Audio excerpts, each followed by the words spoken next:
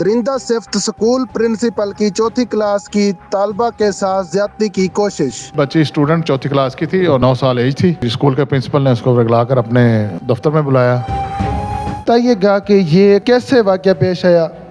جی بالکل، یہ بچی اسٹوڈنٹ چوتھی کلاس کی تھی اور 9 سال ایج تھی، اور ایک اسکول کے پرنسپل نے اس کو رگلا کر اپنے دفتر میں بلایا اور اس کے ساتھ زیادتی کی کوشش کی ہے۔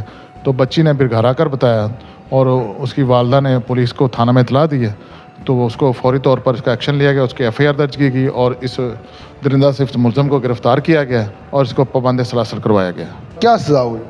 جی وہ بھی گرفتار ہو کر جیل جا چکا ہے۔ ملزم نے تسلیم کیا ہے جو سارا فعل اس نے کیا اور اپنے کیے پر شرمندہ ہے۔ سر یہ بتائیے گا کہ عموماً یہ ایسے کیس ہوتے ہیں تو بچیاں گھر میں نہیں بتاتی، والدین کو پتہ بھی نہیں ہوتا کہ ایسے کھیل کھیلے جاتے ہیں ان کے ساتھ، تو یہ بچی نے کس طرح بتایا اور پھر فیملی نے کتنا کوآپریٹ کیا ملزم کو گرفتار کرانے میں آپ کے ساتھ؟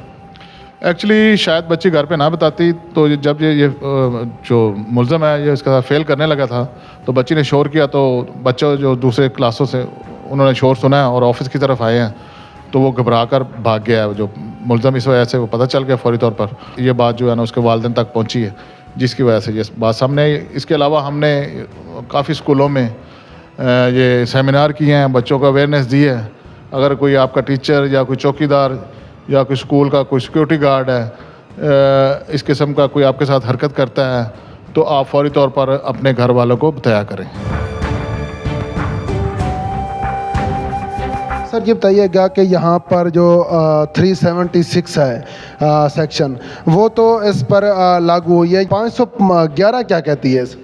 یہ اصل میں 376 یہ جو زنا ہے جو ہوتا ہے اس پہ لگتا ہے، اور یہ 511 ہے یہ اس کی کوشش ہے، اٹیمپٹ ہے، تو یہ بھی اٹیمپٹ ہی ہوئی تھی، اس وجہ سے یہ جرم لگا۔ جو ملزم ہے درندہ صفت، اس کو کتنی زیادہ سے زیادہ سزا ہو سکتی ہے؟ اٹیمپٹ میں یہ سزا کم ہے، یہ 3 سال تک اس کو سزا ہو سکتی ہے۔ والدین ہیں جو ایسے لوگ ہیں ان کو کیا پیغام دینا چاہیں گے جو بچیاں ایسے سکولوں میں جاتی ہیں، ایسے لوگ جو بچیوں کے ساتھ یہ گھنونا کھیل کھیلتے ہیں، اس حوالے سے بتائیے گا کہ کیسے ان سے بچا جا سکتا ہے؟ یہ کہ والدین کی ذمہ داری ہے کہ جس اسکول میں داخل کروا رہے ہیں اس کو ذرا چیک کر لیں، اس کے کردار چیک کریں، ان کے ایڈمنسٹریشن کو چیک کریں۔ اس کے علاوہ اپنے بچوں کو ٹائم دیں، ان کے ساتھ گھل مل کر رہیں تاکہ بچے ایسی باتیں ان کے ساتھ شیئر کر سکیں۔ بعض اوقات جتنے بھی مقدمے کرائے جاتے ہیں پھر جلدی صلح ہو جاتی ہے، ان کے اوپر پریشر ڈال کے یا مدعی جو ہے نا کہ ان کو راضی کر لیا جاتا ہے، تو اس کیس کے حوالے سے کیا کہیں گے؟